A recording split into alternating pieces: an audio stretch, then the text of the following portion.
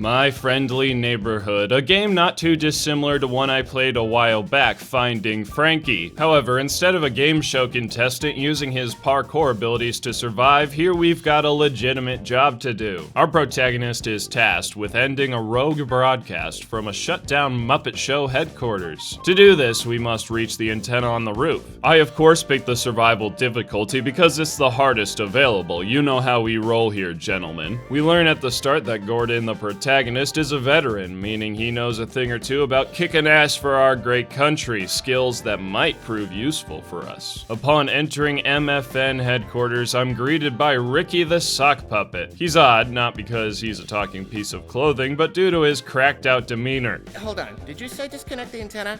Yes? Oh my, no, you mustn't do that. Ricky vomits out a keycard that I can use to enter an employee entrance. Very helpful as every door here is locked and someone used Gorilla Glue on the elevator. Gordon doesn't question any of the present oddities, nor does it seem like he ever stops to wonder about the insanity of the situation. A suspicious fellow that was totally human zips into the door we're about to use. It's only a little further in we find the man, who isn't actually a man, but a man-sized puppet. I interrupted the self-abuse episode that was going on, which led to Gordon being decked straight to his back. It gave chase, but since almost every other door is a loading screen, I'm soon safe. Sorta. This room has an energetic girl puppet mumbling sweet atrocities into the corner of the wall. I made a ball of Leonard eyes.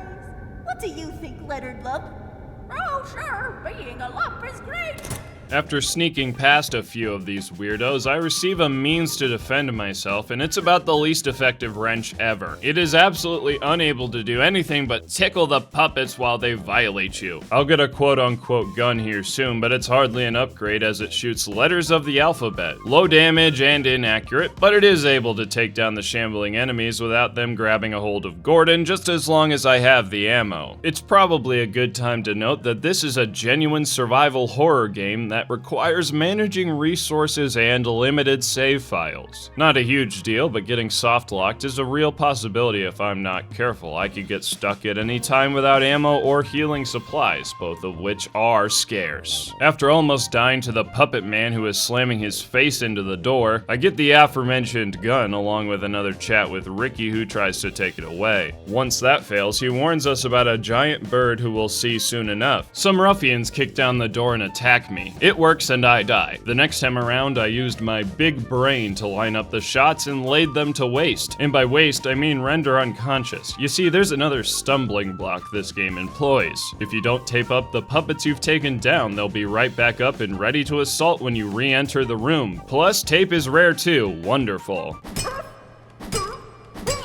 Anywho, we enter the first gauntlet. Inside this TV set, we've got to find all the letters in the word neighbor, then line them up without the massive pink bird or the various puppets killing us. The bird walks in a circle around the area, and I must avoid or distract it, which I do on complete accident. I found a weird pair of glasses, had no idea what they did, and after panicking upon exiting a building, finding myself face to face with the large avian, I clicked E and placed the glasses on the bird. This makes it find a mirror and stare into it, making it a non-threat.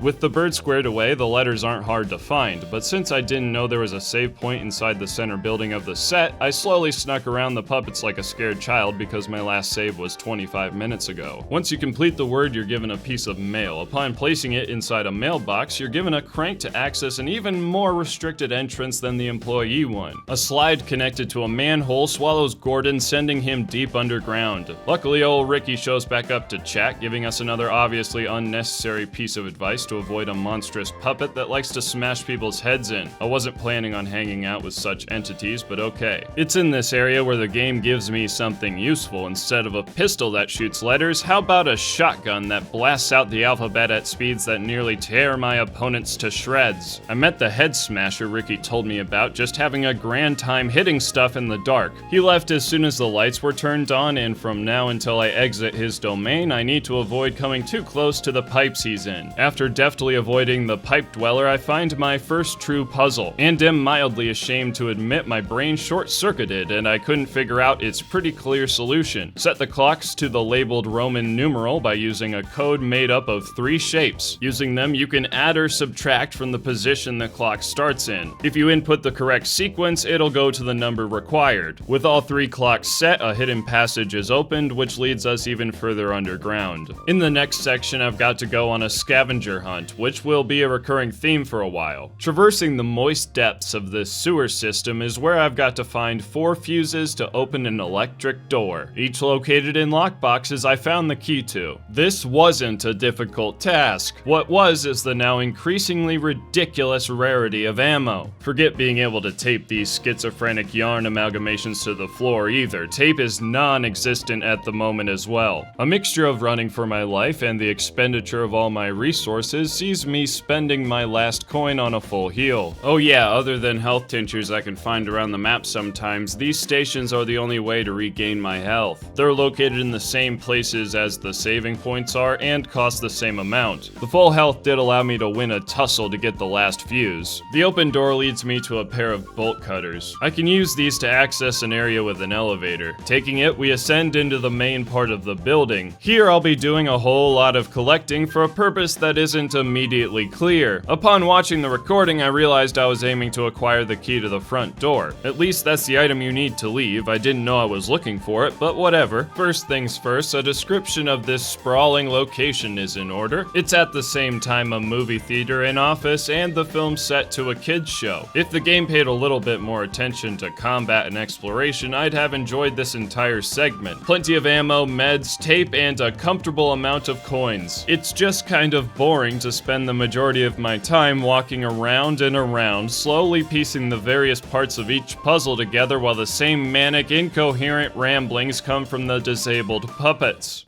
Sure is lonely these days. Maybe I can talk to my Echo.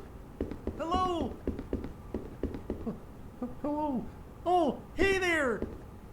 I'm introduced to 2 new enemy types. One is a mortally obese frog that runs at you trying to get a nibble, and the other is these mini puppets. Both really aren't an issue. The frog slams into the wall, giving you plenty of time to escape, and the minis have to be close to do anything. My first activity I must complete to further my item search is a casual board game with this hungover fellow. Once you find the missing piece, it's time to play. I committed a rule violation in the first round and got slapped out of my shoes. The next match, though, was an easy victory, netting me a key I can use to open almost every door, the closest room being the one where the projectors are. Inside you can toggle between them, but it turns out there are some missing reels, so I'll return here when I find them. With the key I can get rid of what was annoying me for a while. I didn't mention it before, but I've been holding on to a set of masks. They've been clogging up my inventory ever since I found the first one inside the movie theater, coincidentally right after being given my first letter grenade,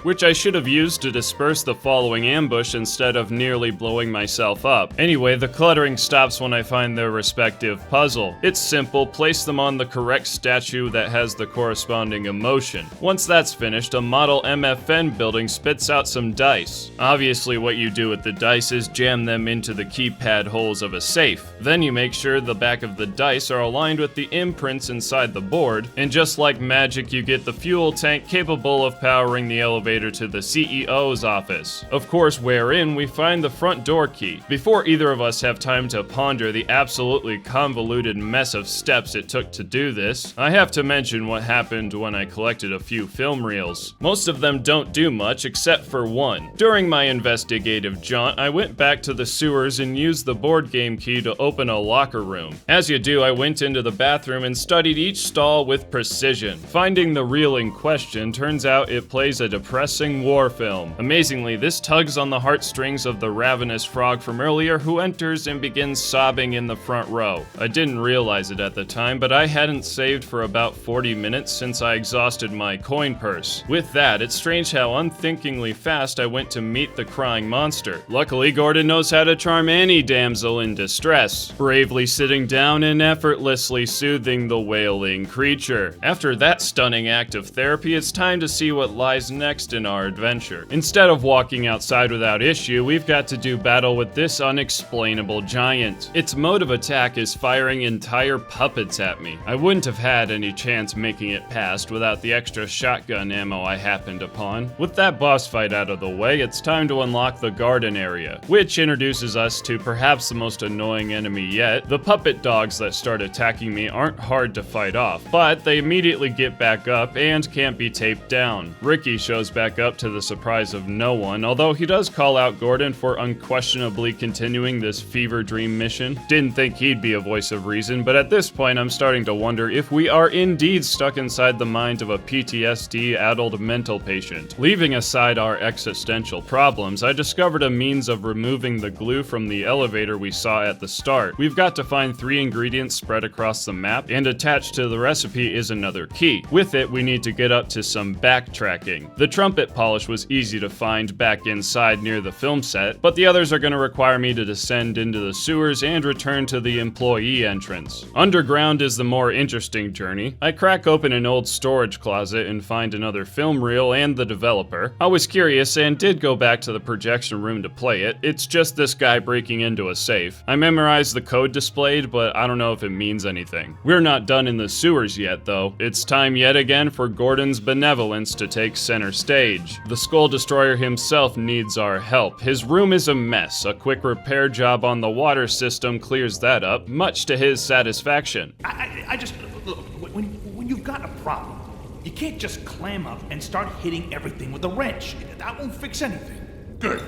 With another enemy placated, we've got some weed killer to find. The quiet hallways from the beginning of the game are now very much populated with puppets trying to kill me. Fortunately, I had just received a whole lot of ammo by completing a puzzle that was off to the side. Instead of the last ingredient, we get a key to the playground set inside the garden, where we've got to complete a puzzle by placing character pieces in their corresponding slots, which you figure out by finding where their cardboard cutouts are inside the garden. Once finished, we're given the needed weed killer. With all 3 ingredients, we can return to where we got the recipe and use a machine to mix it up. After a few hours, we're back in the lobby, and our concoction works like a charm on the elevator. Unfortunately, though, it doesn't go up to the roof. It does go to what the game refers to as the penthouse, a cardboard wonderland of crayon artistry. The host of this luxurious abode is a big boy who is slapping a piano non-stop. He doesn't immediately attempt to assault me, so he's cool in my book. While listening to his sporadic and off-key notes echoing off the pretty much literally paper-thin walls, I've got to manipulate some items to open up more parts to this funhouse. The ultimate goal being to acquire all the puzzle pieces to a board near the pianist. Firstly, I'll need to cook some cardboard delicacies. Somehow following these instructions turns fake food into a fake key, which you use to replace the real one because otherwise if you pick it up you're trapped inside the room. This lets me open up some safes that give me a couple pieces.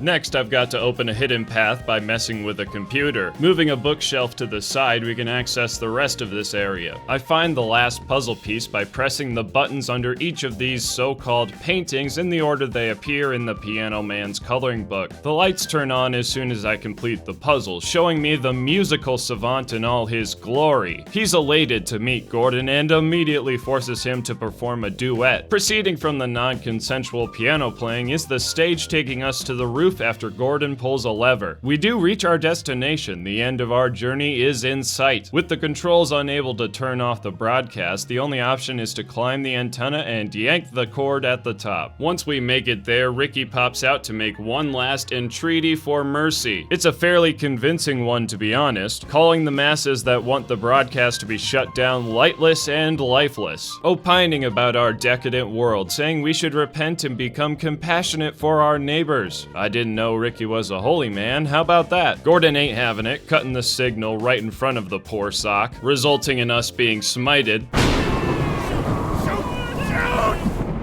Landing in some trash, it's time for the finale. This is where the unfriendly puppets live, and they are ugly. The only way out is an elevator that's currently locked down. We receive a call from a strangely placed phone booth, and it's Ricky giving us instructions. We have to traverse the nightmare neighborhood and flip a switch that'll unlock the elevator. With a flashlight in one hand and an alphabet gun in the other, we enter the dark. Walking through for 10 seconds is enough to trigger a horde of invincible abominations that chase me into a boss arena. I don't know what this thing is, but after trying a single time to fight it, I discovered how fruitless that would be. I don't have nearly enough ammo, but thankfully I don't need it. Instead of engaging the beast, I flipped the reset switch for the elevator and ran around in circles until the slow opening gate let me out. Entering the elevator, we return to the surface, effectively beating my friendly neighborhood. However, Ricky shows back up with a proposal so ludicrous I couldn't refuse it. After spending 4 hours brutalizing his family, my man says, "Hey, you want to help us run the place?" Which I obviously say yes to. Gordon spends a good deal of time reigniting the show, and after it explodes in popularity, he rests knowing that he did a good deed and made a few friends in the process. Well, thanks for watching. I'm gonna let Ricky send us off. See you later, Gordon. Arrivederci. Toodaloo. 23 skidoo. Ciao.